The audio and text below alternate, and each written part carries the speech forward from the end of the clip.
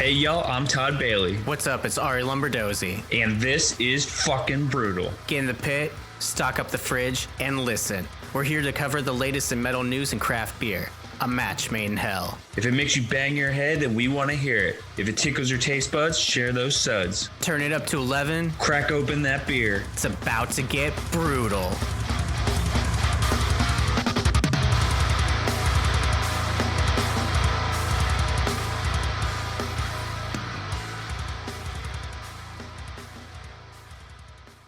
What's up there, Hopwolves? It's your boys, Todd, Arie. Episode 93 Brewtal Podcast. You already know what the fuck it is. It's Friday, the 12th. I didn't change it on the notes there, and I had to think about that. Oh, October 12th. Or it's the 20th. See, I don't. You're the one that was already one beer deep, and I can't. Actually, also funny story. I was super stoked about the Breathing Process dropping their new video. And I was like, drop a new heat today. And they're like, dude, it's next week. I'm like, fuck, you're right. And I knew this. Like, I am so fucked up right now. What day is it? I don't know. I thought it was Saturday. Dude, we're just Robin Williams waking up for the first time from Jumanji, the board game. Oh, my God. I'm sorry. I was just thinking about that. The Rock meme where it's like, these are 4 separate movies and they look exactly the same. You can't say that about a Robin Williams movie. I'll tell you that much. Goddamn right. R.I.P. legend. Well, it's not the 12th or the 13th. It's the fucking 20th of October. It is Friday. It's release day. What's good, dude? I'm just going to say, like, I'm in my new apartment and I am fucking elated to be here. It's been a long time coming, and the last week's been like super crazy. And this won't even be the final setup. Like, we have an office upstairs, but just haven't gotten around to doing it. But the fact that I even have like a mic stand to hold my mic is leaps and bounds, just top fucking tier for your boy. As for me, I'm excited that you are in this new place. I can tell the energy is good. I hope you burn some sage as well. Clear that negativity from the room. See ya. For myself, it is the 20th, and tomorrow is a special day because it is Shannon and I's anniversary. So shout out to Shannon the Cannon. I love you. Hell yeah. She's at work, so I can't say it to her in person right now. But we're going to sort of forego the day because she's also working tomorrow. And sometime next week when she's off, we're actually going to do like a multi-course meal that we're going to cook in-house. Oh, the in-house special. That's right. And we're inspired by our recent Italy vacation. So we're going to kind of start with some small, maybe like olives, nuts or whatever, and then build up to the main meal and then have a coffee at the end from our espresso machine. And yeah, it's going to be a fun little day. Hopefully I can find some limoncello because that is muy importante. Yeah. Now you're mixing up cultures, dude. I'm so confused. I'm sure important's close to the Spanish word. It's probably a whole different word. Probably, but congrats to you guys. That sounds awesome. I hope the house red that you guys are probably going to have is handmade. Like, you're going to be in the back crushing the grapes. Stomping the grapes. Yeah. Hell yeah, dude. Actually, I'm going to like throw down into the grapes. Beautiful and fitting. Speaking of grapes, neither of us have those because we're not drinking wine, which that would be a fun episode to do. It's just like have like a really classy and sophisticated one, even though that's neither of us. But we can give it a shot one of these days. Yeah, you're already one beer deep, which I love. Why don't you lead us off then? Well, let me unveil the beer I am featuring today. I'm already one deep. That combined with sleep deprivation is a fantastic combo. But beautiful. I have a Warsteiner Pilsner. It's been a while since I've done a Pilsner, so I might as well do one of the OGs. This is from Germany. It's from Warstein, Germany, hence the name Warsteiner. As you can tell, it's pretty much a simple can. It's gold. Simple kind of can. They have their logo and crest on the front. For those listening, again, the backdrop's gold, but then the logo is kind of like a white circle. And then it's got the Warsteiner name through with a crown on top of the inner circle. And they list certain things like the date. This brewery's been around since 1753. So they got some clout. They got some street cred. Been around the block once or twice. Yeah. It is coming in at 4.8 ABV, which is, rather high for a Pilsner. I'll take that. Yeah, nice. Fun fact, it's naturally brewed according to the German purity law, which I am not well versed in. Ooh, Ryan Heisteboot. I could never say it right. Yeah. It's pretty close to bird law, so it's Yeah. like I said, it's from Warsteiner, Germany. I did not look at a map, so I don't have no clue where in Germany that is, but Fuck yeah. this is a good fucking premium beer. Let's open up the pit, the can, my mouth to pour the beer. Actually, the glass. Let's try this. This usually doesn't go well. Got it. So far, so good. So far, so good.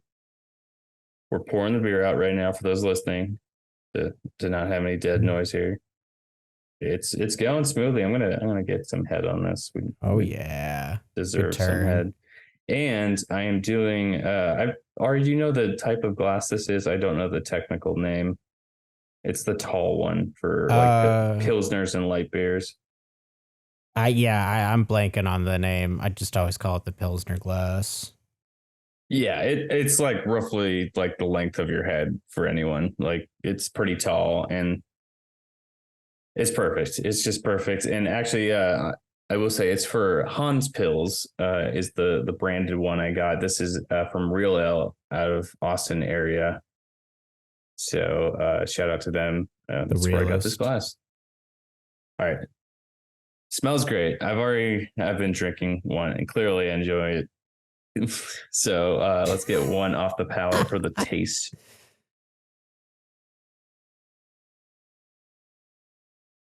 Tastes like a Pilsner. I highly recommend. That's my review every time I have Pilsner. Tastes like a Pilsner. But no, this is what the Pilsners of America hope and dream to create something as pure German purity laws. That sounds wrong. It does. Given their history, but they did do some things right in history, and it's their fucking beer. So kudos to Germany. You're doing something right, and this is fantastic. Always when it's around Oktoberfest, yes, a local brewery might be doing Oktoberfest. Try it out. I behoove you to, but nice. Also keep on the back deck the OG stuff from overseas. Make sure you get some of that in your fridge as well. You do a taste test, a comparison, and you just have more beer. So,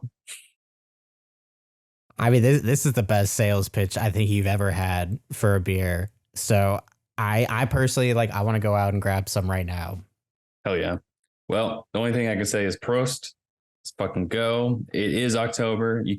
Technically you should celebrate Oktoberfest in September because it's the celebration of the coming of October, but we're going to keep the energy alive. So Prost to all y'all.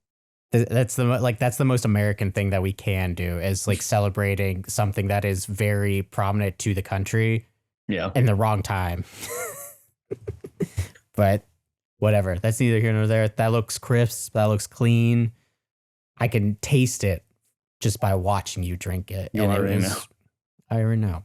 It was nice. I would say gabagool, but also mixing up cultures. We're doing a bunch today.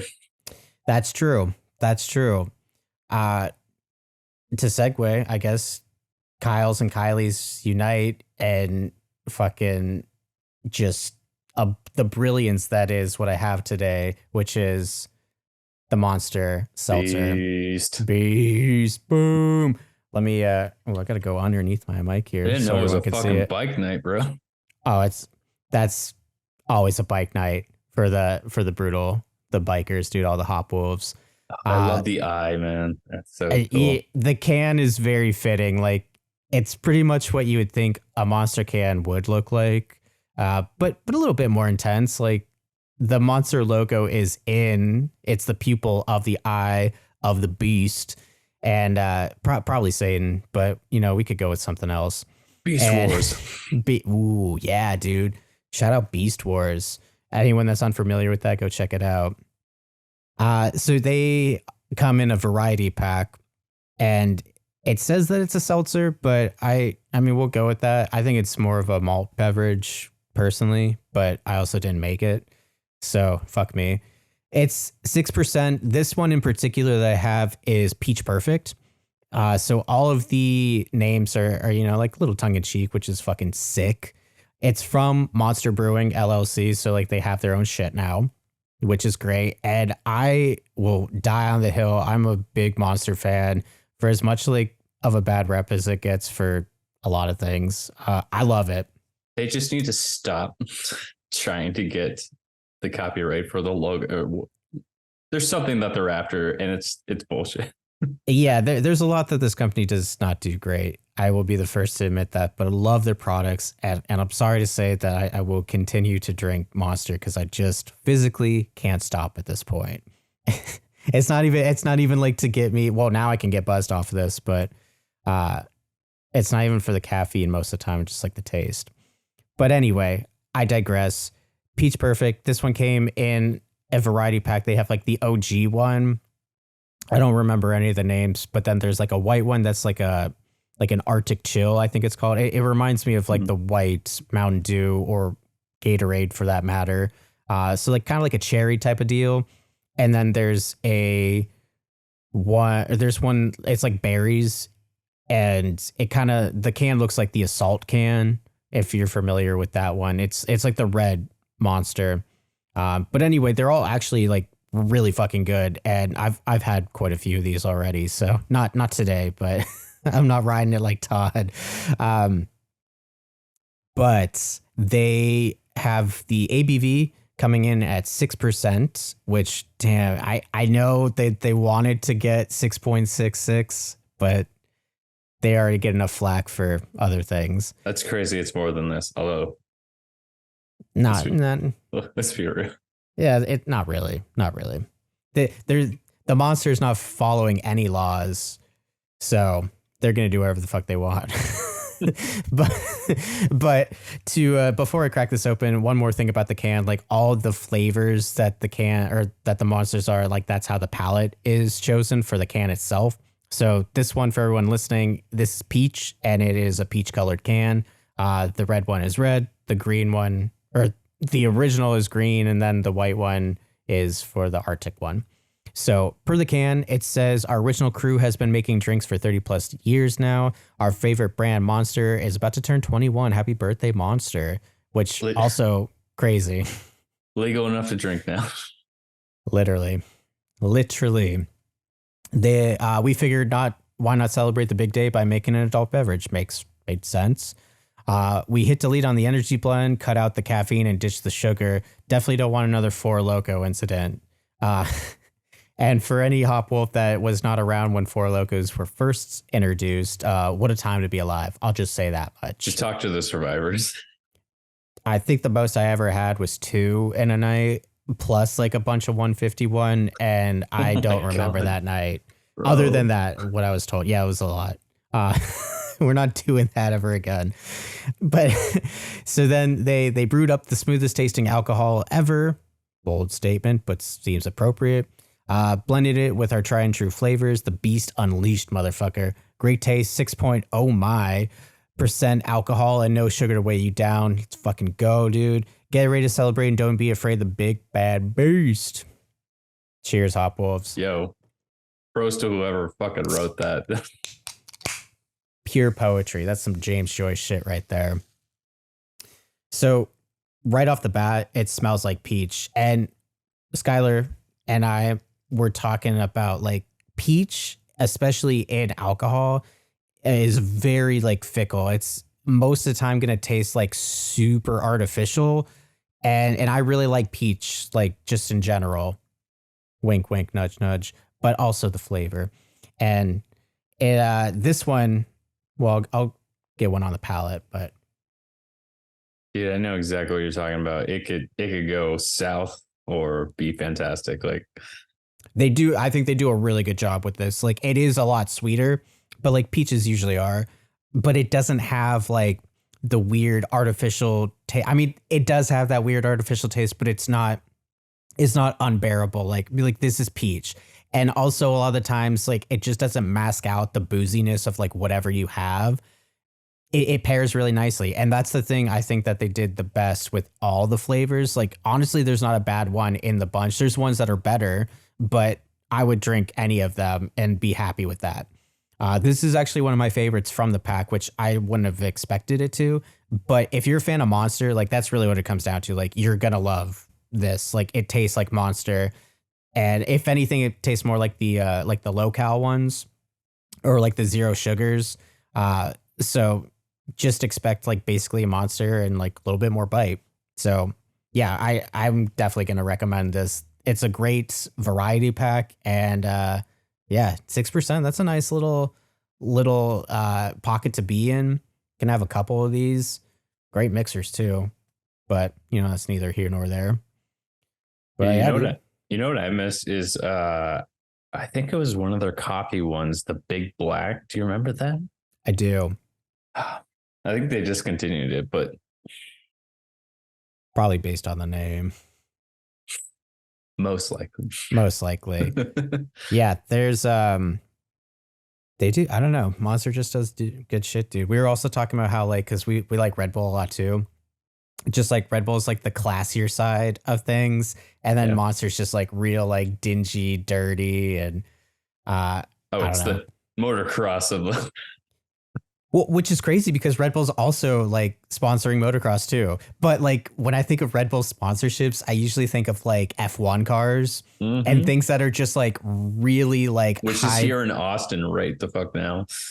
That's what's up. They literally flew a Red Bull car over Austin via helicopter, suspended. Monster's not doing that. I'm sorry, but that's sick. But I still love you, Monster. Yeah, definitely pick up the pack. It's actually like pretty cheap too. I think it was like $20 for the pack, which not too bad. But yeah, that's the beer breakdowns. Let's get into the metal headlines, dude. You found this one. Not great circumstances for it this week, but you know, we're getting there. Why don't you tell us what we're talking about? You say not great, but it does have a positive outcome that we're trying to get out of this. So per the PRP, which we get a lot of our news from, we want to shout out the source. Bury Your Dead's Mark Castillo, you might know him. He lost his house and belongings in a fire, and a GoFundMe has been launched. That's the important part. So just some backstory. You know, while their home is going to be covered by insurance, which is great, it's just a complete and total loss. So that's all their personal belongings. But thankfully, though, they live with a lot of animals, and so none of the animals were hurt in the fire, nice. nor them. So no one was hurt, thankfully. And like I said, Marcus Till, you might know him from Bury Your Dead. He was also in A Mirror Between the Buried and Me, and this one surprised me. He was in Crossfade, dude. No fucking way. Was he? That's what the article said. So we have to cross-check the Crossfade. But that's awesome. I hope that he had the Liberty spikes like the original drummer in the Cold video. Damn, that's sick. That's sick fucking sick. So he's got a 10-year history with music, and we fucking love Bury Your Dead for sure. Oh, yeah. We'll put the GoFundMe link in our show notes. That's where you can find it. As of right now, it's close to $8,000, but they're looking to get up to 50. So let's really do a big push to help them out. Get them back into a home, seriously. Yeah. So, yeah, we want to put a positive little twist on this story. Yes, something tragic happened, but the metal community does what it does best. Comes together. Lifts you up from the pit. That's right. You fall down, get picked back up. Hell yeah. Let's get the Castillos back in and keep getting some sick drumming from Mark. He is... I feel like he's an underrated drummer. Like, he's been a part of a lot of really cool projects, but like, I don't know, just don't hear about him. I mean, I guess maybe he's not doing too much drumming wise now, but solid fucking drummer. Mm-hmm. Hell yeah. I really love when he was in A Mirror too. Like, that was such a weird thing for him to be a part of, but I really liked that. Actually, was that the? I don't know. I just remember Yeah, I'm not the sure like. when he was in the band. I think it was when it was a Slave to the Game came out. Oh, Proto Man is such a catchy It, track. That's my it favorite. is. Yeah, Proto Man's great. Also MDMA is a great track. Love that one as like I think that was a closer. Anyway, that would be sick to get them back up and hopefully sooner rather than later. Always love to see the community banding together to do such things, which is great. But what's also great is the albums and the CBB, the Certified Brutal Bangers that we're going to get into. Again, this is a release day. This is a Friday, the 20th. And let's get into it. I'm going to start us off with the albums here. A lot of heat per usual, but a lot of newer ones too. And that is always important for us and hopefully the Hopwolves as well to expand our metal horizons. Bring me the metal horizon. We're starting it off with Afterbirth, In But Not Of. Kind of cryptic and I like it. Yeah. Then we have Angelus Apratia. Okay, we'll go with that. I, again, apologize. Pronunciation, not our forte.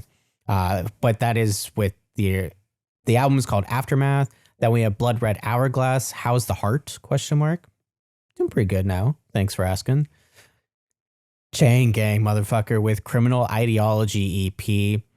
Death Pose with Midnight Society. That's sick. Dreamwell with In My Saddest Dreams. I Am Beside You. Poetic. I am excited for that album. Yeah. Then we have Your Fucking End with The Sin of Human Frailty. Already know that's going to be a banger. And Come on. I would say that's I haven't listened to any of these, but that is definitely my pick. I am super stoked for End. Great fucking name for this next one. Go Ahead and Die with Unhealthy Mechanisms. Hell yeah. Hold My Own with In My Way EP. Killstreak with their Deathmatch EP. I'm really excited for that one as well. Loathe with Null and Void. Different Loathe. Okay, I was really confused when I saw that. Too. Yeah, when you listen to it, you're gonna be like, "This is not the Loathe I thought of." Wow, how is there not a dispute for that already? That's what my first thought was. I was like, "This is gonna be trouble in the future." Well, that's neither here nor there at this point. So different Loathe. So that will be Null and Void. Maybe like their name. We'll see. Next up, we have Marthy, I think. Marthe with Further and Evil. Monosphere with Sentience. Hell yeah. Myrkur. I say Merkur. Myrkur. Okay. Myrkur is how you spell it. And that is the album Spine. Old Wharf with Wither EP. We're both super stoked that actually did get released. We were kind of like on the cusp whether it would be today or not. But that's a heavy fucking hitter right there.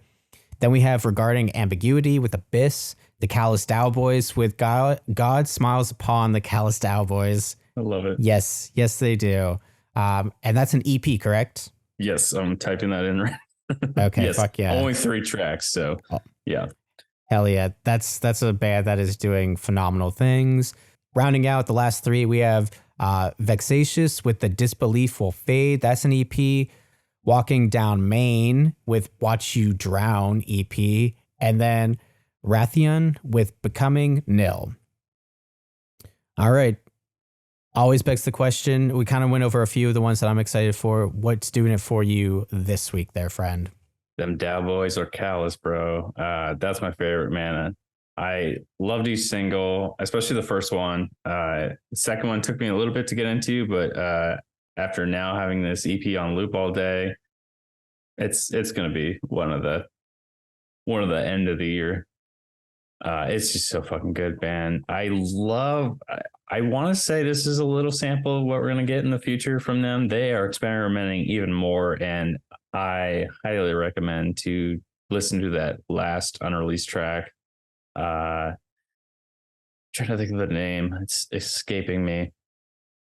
That's okay. There's only 3 tracks. There's only 3 tracks. You can't miss it. The last track is fantastic. The way I described it to Arie before the podcast, it's like a dimly lit jazz club, and then all of a sudden you open up a pit. Use that health insurance, baby. Exactly.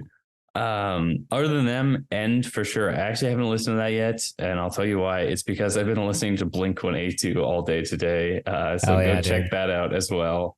But other than that, sticking to the list, Hold My Own. They're on Days, which is a great fucking record label, hardcore as can be. It's just a fucking fun EP, so go check that out. Old Wharf, I can't wait to check that out. Vexatious is a standout. Never heard of them, but I was like, I don't know this band, but they're making the fucking list. Other than that, I do remember, because what I do is I listen to a little bit and being like, oh yeah, we're gonna add this to the list.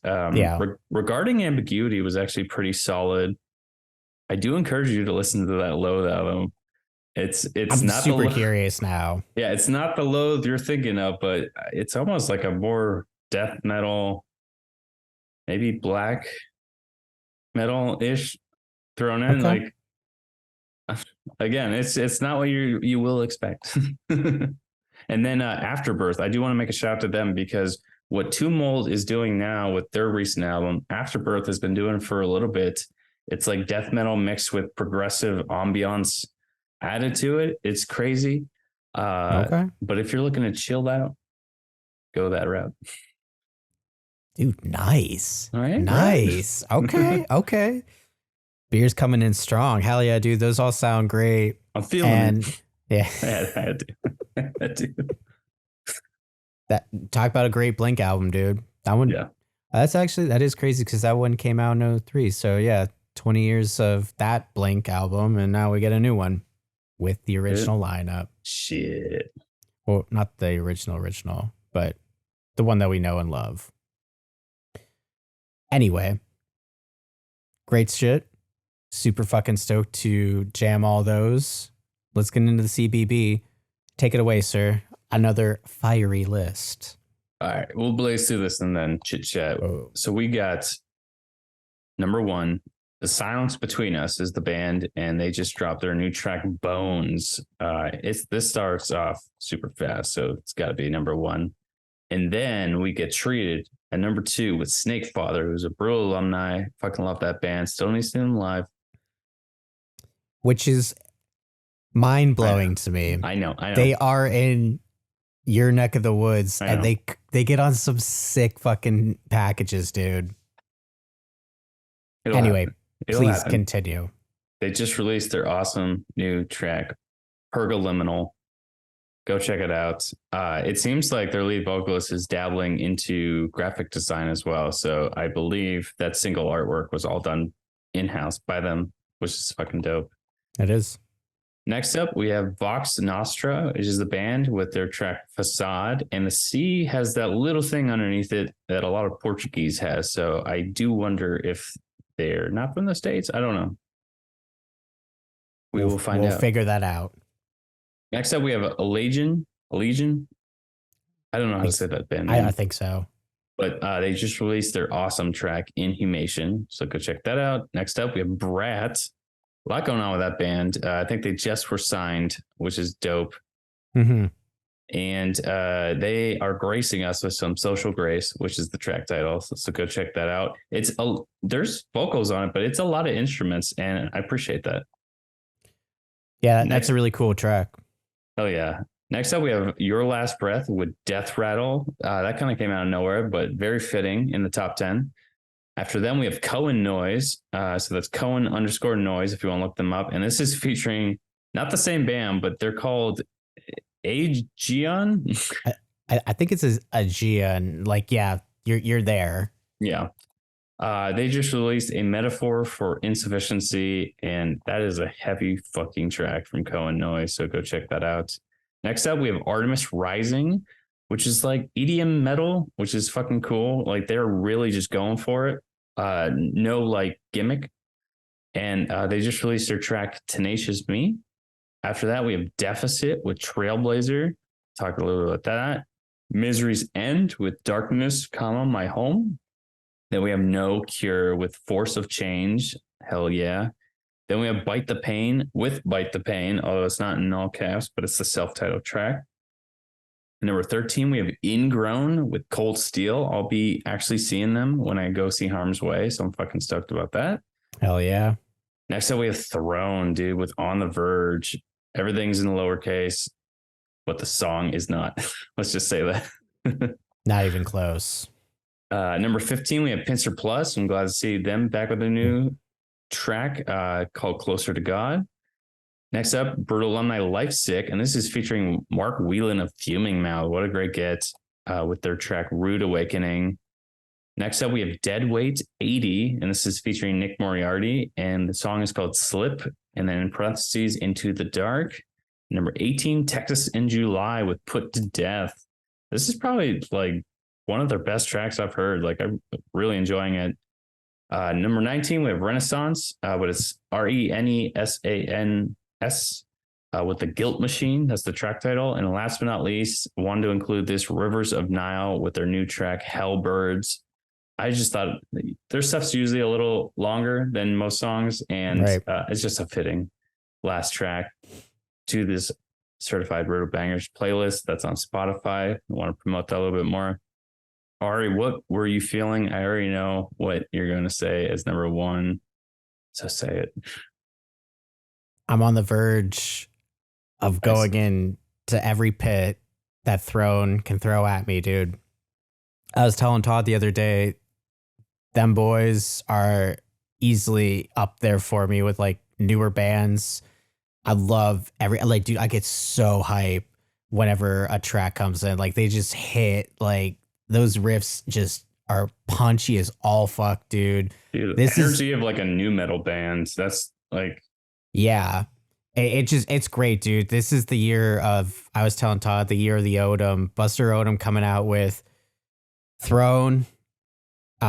I'm guessing if Phil Harta doesn't come out like by the end of the year, like it'll be like early next year, but then Humanity's Last Breath, like, and I've said this numerous times, I just love how distinctly different all of those bands are while still being super fucking heavy.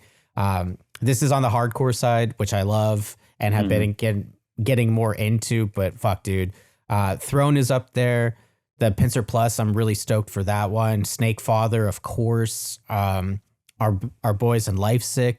I actually forgot that they were like even a thing until that popped up. I'm like, dude, I haven't listened to them in a hot minute, really, since we featured them. But they are some great metallic hardcore, and fuck yeah, dude. Also, shout out to the Deadweight 80 and having Nick from Nicolas Cage Fighter, which is another Brewtal alumni. I'm glad you know that. I meant to look that up, but we just didn't have the time. That's unforgivable, but we'll let it slide this time. But yeah, that's really cool. I am also stoked for the Texas in July. I know that Chris, I'm blanking on his last name, but like he plays guitar in the Ghost Inside, but he also used to be, I think he's still in Texas in July now. Oh, I didn't know that. But he like produced the track, and they always tend to go like super heavy with when he's like in the mix. So like there's a really cool crossover there. So yeah, those would be my picks for the week, dude. What's the ones that really did it for you? Pretty much all the ones you said. Artemis Rising is actually really nice. Like I said, EDM mixed with metal, kind of you get that vibe, but like no gimmicks with it. Like it's just like, it's kind of how you want it to sound. Like if you were listening to some EDM and they threw some metal in there, it's like, fuck yeah. Nice. Deficit really stood out to me. It's a banger of a track. The single artwork really doesn't match the music, I will say, because I thought maybe they would be a little bit more power trippish, but that is not the case. Okay. Yeah, not the case at all. Yeah. So pleasantly surprised with that. And then the new Rivers of Nile, I'm really enjoying that. And this is with their new vocalist, which is, I think, a current member who's doing vocal duties now or something like that. It could be wrong. Oh, no, I think you're right. I think it's the guitarist. One of the guitarists is pulling double duty. Don't quote us on this, but I'm pretty sure that's it. But anyway, I think to me, it sounds like a rebirth that has been done well, sort of like Enterprise Earth. Like if I had to make a Nice. good comparison. And I'm now really excited for what's to come from them from this point forward, because like they have a great track record, and now all of a sudden, you know, they were kind of tossed this curveball, and it's like, oh, what's going to happen to the band? But I think they're handling it perfectly fine. So I think they're in good hands with their crew. But that is not all we do here. We also like to feature bands every once in a while. Can't blame us. We have a interesting one today because we usually don't go this route, but we're starting to get into a little bit more death metal, but we're also doing hardcore a lot more. And that is the band we have today. We're featuring CAPRA, and we're featuring the song SILANA. I hope I'm saying that right. It is SILANA if you want to look it up. The band lineup, we have Crow Lotus on vocals. She's doing a fantastic job. I just want to say off the top. Absolutely. And so is the rest of the band. The whole band as a whole is tight as fuck. We have Tyler Harper on guitar, Jeremy Rendazzo on drums, Trevor Alleman on bass. I hope you said the last name right. 4 members. They're doing a fantastic job. Their bio on October 6th, 2023, metallic hardcore outfit CAPRA unleashed their sophomore full-length Errors via Metal Blade Records / Backlight Media Records, maintaining all the elements that made their 2021 debut so compelling: raucous energy, frantic riffs from Tyler Harper. We have Jeremy Rendazzo on drums again, and then Trevor on bass, plus from the gut lyrics and soul-searing delivery of vocalist Crow Lotus. CAPRA has stepped things up on this record with stronger songwriting and a determination to reach the next level. And I'm actually going to throw in this fun fact. Crow also does, I think, like a horror podcast with other ladies, which is fucking cool. We love horror So cool over here. So go check her out on social media. You can find out what she's doing. She's doing awesome things, and it's October, so it's fitting. It's almost at Halloween, so wild. Hell but yeah. Yes. Arie, why don't you tell us a little bit about the track? Again, it's titled SILANA. That's SILANA. This is a quote from Crow herself. Yes, dude. So, like Todd said, from Crow, SILANA is a breakup song about a platonic relationship which I allowed to hurt me for way too long. Severing the ties was extremely painful, but it was necessary in order to keep growing as a person. Although it may come across as very angry, I really was very heartbroken. And when we get into the notes, which Todd will talk about here in a second, you can really hear that in the delivery and the lyricism. So like, yes, it does sound angry, but like they said in their bio, soul searing delivery. And it's just like the lyricism is there, and you could feel all the frustration and the heartbreak coming from a really bad place, but in such a great track. Like this one, it's a lot of fun. And I know like we had talked about this before, because like Todd said, we're getting more into hardcore, and the singles that they released, we were into them, but then like the full album dropped and we were like, dude, CAPRA is on like some next level shit. Oh, it checked off a lot of boxes for me. Yeah, same. Like, and I love when that happens, to be like, you know, the singles are good, but then like you hear the whole package, and you're like, oh man, this is next level shit. It's a great record, and like, yeah, you can just hear everyone gelling and meshing so nicely together to bring one hell of a sophomore debut. That's always the thing, the sophomore slump. Like it ain't here, dude. This whole album is so good. There are no errors on errors, motherfuckers. Boom. Hell fucking yeah, it. dude. Yeah, let's do it.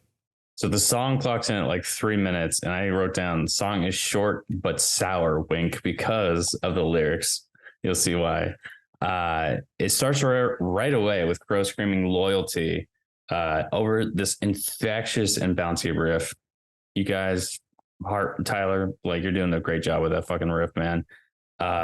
I love the twist, little play on words with the lyrics, because you think she's going to say something like positive about loyalty, and then it kind of goes the other way. She says loyalty is a myth. It's unreal. It's a fallacy. And then she goes on to say also, in a blink of an eye, everyone leaves and you never know why. One of the standout things about this entire album is the lyrics. Yes, the poetry snaps. Yeah. I love the way it's like a hardcore shout, if you will, her scream, but just the lyrics themselves carry very well because on the A's of fallacy and loyalty, like it rides real well. I hope that makes sense. I'm so bad with terminology, but I just love the way she's speaking them, and it goes so perfectly over that riff. The music is raw, man. It sounds alive, and I love that. I make a strong comparison to Every Time I Die, and that is a compliment. I love it. I love the energy. There's even a Deftones, like early Deftones ish to the music itself, to the instruments that I hear there. I don't know if that's their influences at all, but like that's what I'm hearing, and I love it. There's a nice buildup around 20 seconds in. That was a highlight for me, as long as like a nice little two-step part around 45. I could see people start two-stepping in the pit.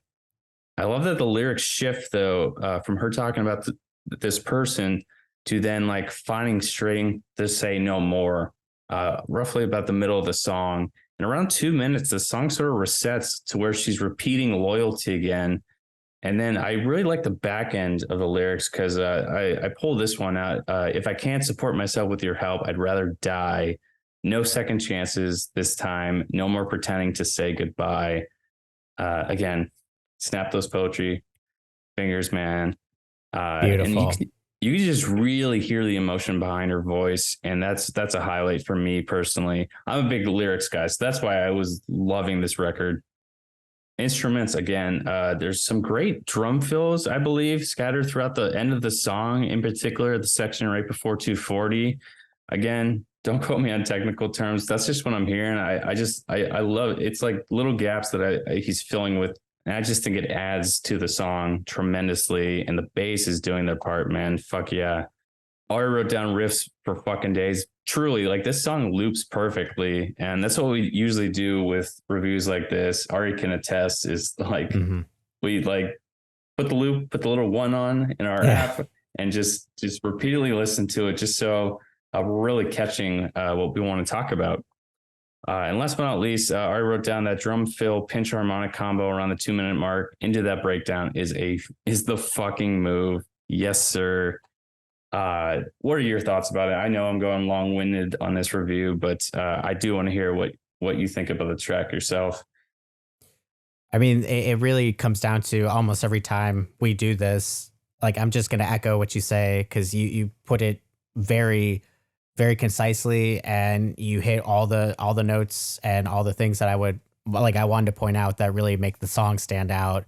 I guess the only thing that I would add is just like, if you listen to this song and don't start like even subtly like headbanging to yourself, like whether it's like in the car, like when, let alone seeing them live. Because of note, if we go back to a couple episodes ago with Dustin of Flesher, I was talking about CAPRA because that record dropped when we recorded that particular episode, and they came through. He said Black Circle in Indianapolis, and he's like, dude, they fucking, like, the energy was like insane. They were great to see live, and that's awesome. So it sounds like the translation between the record and the live show is there, and that just seems so fitting. Like, you can hear the passion from everyone. Again, like the cohesiveness of the band is just on fucking point.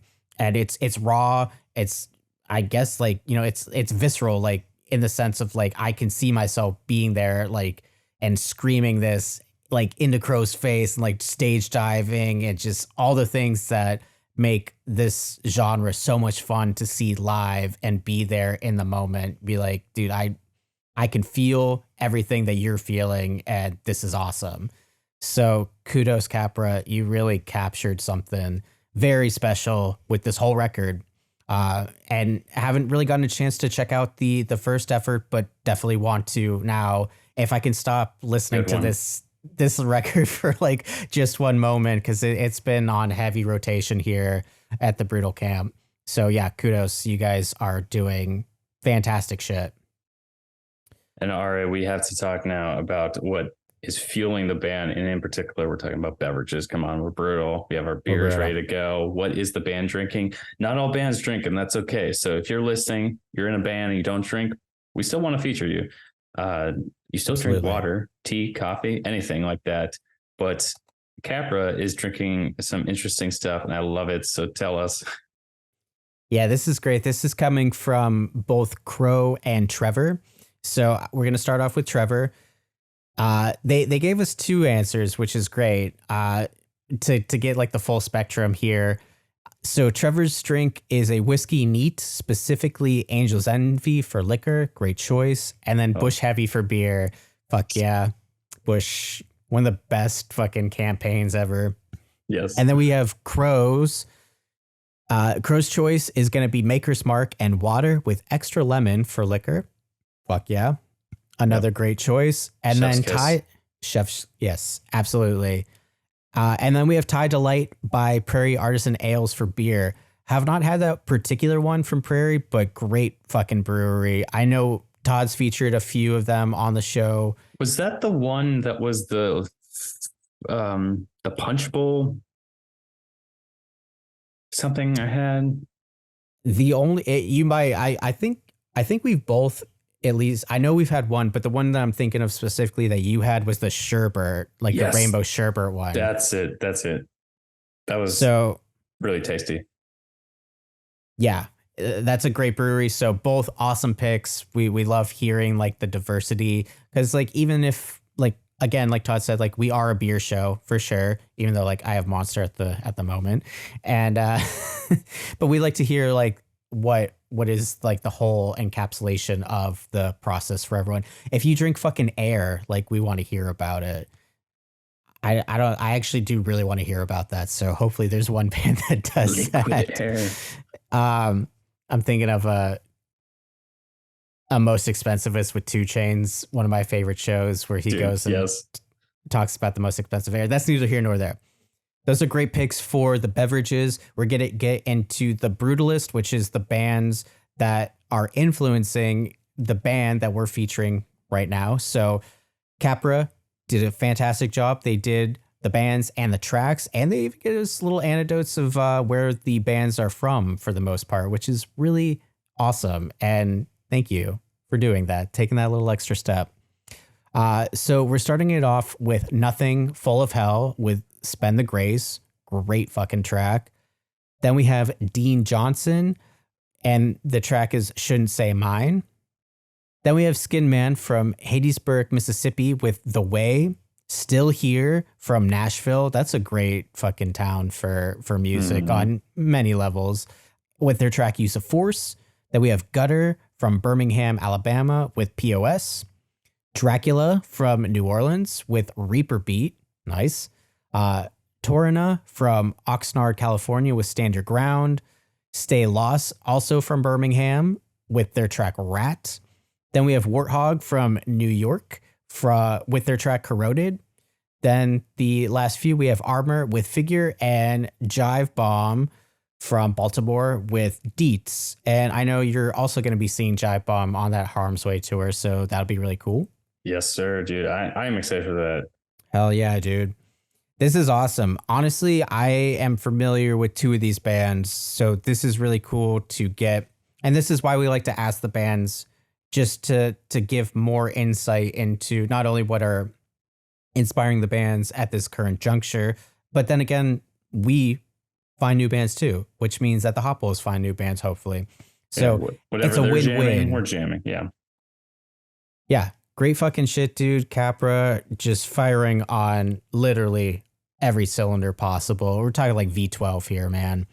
If you want to support the band, jam their shit. Of course, we're going to be jamming it here in a moment, but the best way to check out the band and stay connected with them, Facebook, Instagram, Twitter, X now, I guess. Oh, no. Fucking stupid, but neither here nor there. It's all CAPRA Band for all that, but check them out on Spotify. Check them out on Apple Music. Go to a show, buy some merch. Buy their music, bro. Buy their music. Support the bands so they can keep churning out amazing, amazing tracks like SILANA from their sophomore effort, errors, spin that shit, and start fucking throwing down in the living room, dude. Wild